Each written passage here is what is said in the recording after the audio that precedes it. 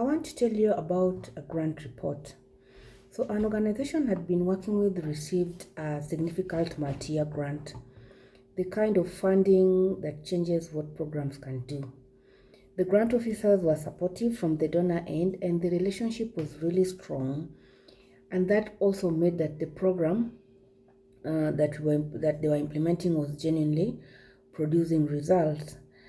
So since it was a multi-year grant, the reporting was annual. So at the 1 year reporting slot, the donor asked to see the financials, just like it had been outlined in the grant agreement. And what came back from the review was that the report didn't match the grant format that they had given. It had an allocation errors because this was a restricted grant, so there was a particular way that each cost needed to be allocated. And to also add to it, the report had gone to them 2 weeks late, 2 weeks past the deadline. And so coming from this and the review, the organization actually put, the grantor, the donor, put the organization on watch because they did a second review of the report and still it went back with errors. So the confidence that they actually had quickly eroded, and as they moved towards a more scrutiny in terms of reporting, it reached a point in the grant life that they decided to request for a grant, to ask actually for a grant modification. And then they put the grant in such a way that the disbursements were now tied to milestones. And so this program was actually doing so well in terms of performance, in terms of the output. It was doing so well in that community. It was changing lives. It was doing the intention that it had been meant to do. But due to now the administrative outcomes of the reporting, they had to pull back, and they also had to experience delays because of the time that they needed to do the conversations that needed to happen during the grant modification. And so this is exactly what I wanted to share, because this is what happens when financial dysfunction is in an organization, and I'll call it the cost of financial dysfunction. My name is Rosadem, and today I want to walk you through exactly what non-profit financial dysfunction costs in ways that most organizations never fully account for, and what it looks like to build a system that prevents it. So stay with me so that we dive in. Let's start with the very easy to measure ones. Even though most organizations fail to measure them, I have 4 of them that I want to share with you today. So one is the staff time that is lost to manual processes. So when finance teams, for example, is reconciling grant allocations in Excel, and this happens a lot because systems, especially our accounting systems, are never really set to track grants internally. Most of them, especially for upcoming organizations and organizations that are just very starting to mature their system, you find that grant reports are done off the system. So this means every reconciliation is usually manual, and I have seen circumstances where it takes even 20 to 30 hours per grant report to come out properly, and still it will have errors, and it will also cost hours and hours of reviews. And this is something that could have been prevented if systems were structured or automated to be able to produce these reports. So if you can just take those 20 to 30 hours plus the review time and multiply that by, let's say, 10 active grants that you have to report every quarter, and just look at how much that FTE that is consumed by a system failure. So that is your cost that you probably are not measuring, but it's costing your organization a lot. The second one is I wanted to look at the audit costs, the unpreparedness for an audit. This is very expensive, but people rarely take time to notice it. For example, it appears in the auditor time, the number of excessive hours that an auditor is going to have to take because of the unpreparedness of the organization to foresee that audit through. It also appears in terms of the internal staff time, and sometimes in the findings that trigger additional procedures. So you find that a single material weakness can, during the audit, can add to tens and thousands of dollars to your audit fee, because now they have to, do additional tests that was not part of their audit plan. And this could also delay your financial statements by weeks, and also we know the cost of that delay. Then the second one is the return of funds. Sometimes the scenario, like the scenario that I talked about up earlier, if it was in a situation that things really got downstream, then these are the scenarios where you find that a donor requests for the grant to stop, and then they recall back the funds. So sometimes some donors will give you warnings, but some will not. And at the end of it, you find that you've lost the funding. And then number 4 of some of the unmeasured costs of financial dysfunction is the compliance penalties.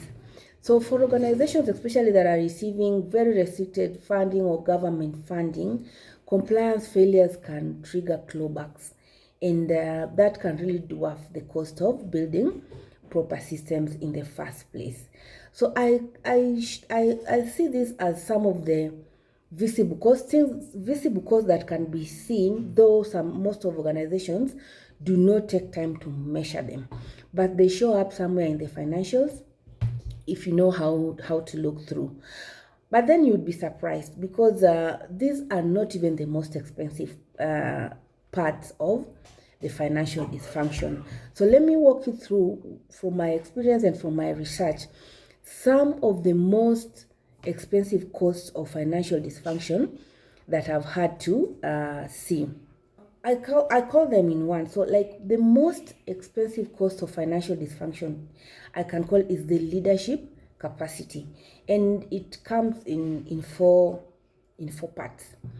So when financial information is unreliable or hard to access, for example, executives make financial decisions with incomplete information. So you find, for an example, an executive director spends 3 hours before every board meeting trying to understand the financials so well enough so that they can be able to present them to the board.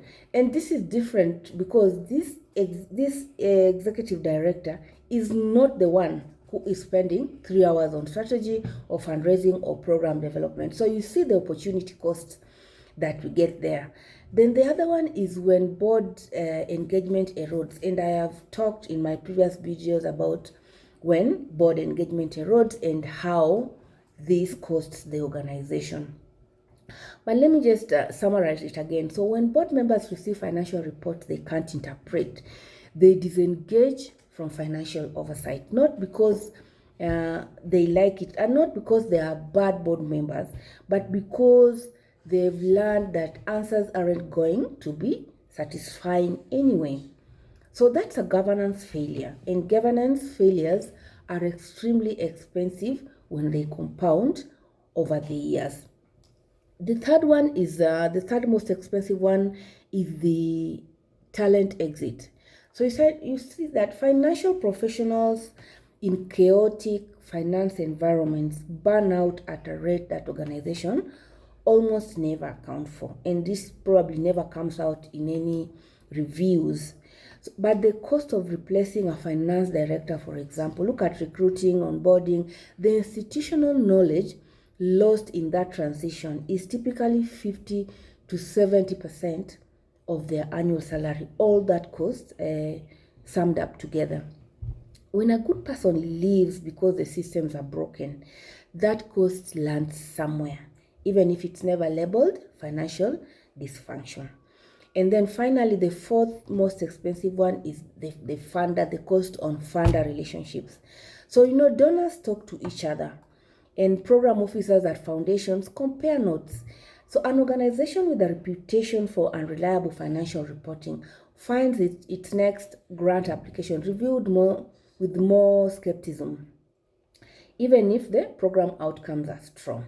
And that's a fundraising cost that actually never appears on a financial statement, but could cost the organization years of funding. So every cost I have described up there maps directly to one of the 4 pillars of the farm framework and to what happens when that pillar is missing. So let's take at the grant reporting errors and the manual work reconciliation. That's a financial system clarity failure. The chart of accounts, in that scenario, you find that the chart of accounts wasn't structured to produce grant-specific financials. The accounting system generally wasn't configured to track grants, to track expenditure by grants. The dimensions were not properly set up together, and the budget wasn't designed to match the grant agreement format. And all that lives in Pillar 1, the financial systems. So the audit findings and compliance gaps, that's an internal process and a compliance failure. There was no grant compliance review in the financial calendar, that was one. There was no risk register identifying that exposure so that mitigating measures could be put in place. There was no internal audit function catching the errors before the external auditors did. And all that lives in Pillar 2, that is the internal processes and compliance. And then the board disengagement and the ED's confusion before every meeting, that's a reporting excellence failure. The reports being produced weren't designed for the reader. They were counting outputs, not decision-making tools. And all that lives in Pillar 3, which is the reporting excellence. And then the talent loss, the funder relationship erosion, the inability to plan the current year, that's a multi-year sustainability failure. When an organization can't see its financial future clearly, it can't invest in its financial infrastructure.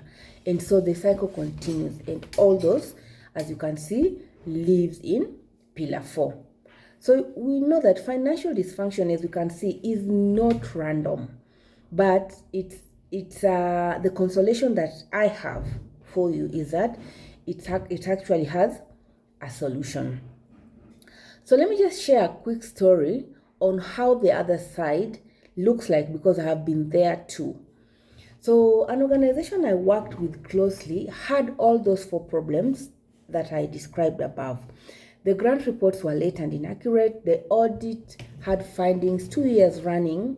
The finance lead had just resigned, and the board had stopped asking financial questions because the answers were always just not satisfactory. So over the 18 months that we worked together, we rebuilt the financial infrastructure, not the team, the infrastructure. We redesigned the chart of accounts so grant reporting could be generated directly from the system, and the dimension and how that was set.